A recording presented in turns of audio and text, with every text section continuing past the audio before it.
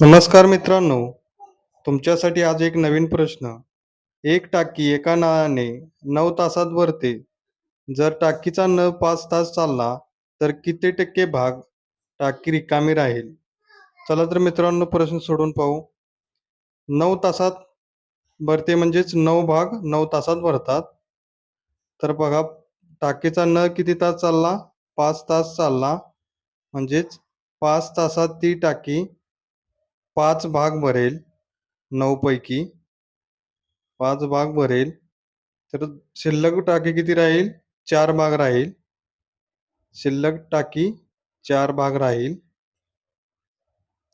तर पहा 9 भाग म्हणजे 100%.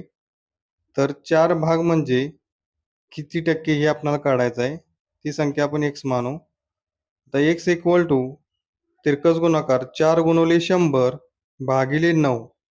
आता 3 ने भाग घालवू.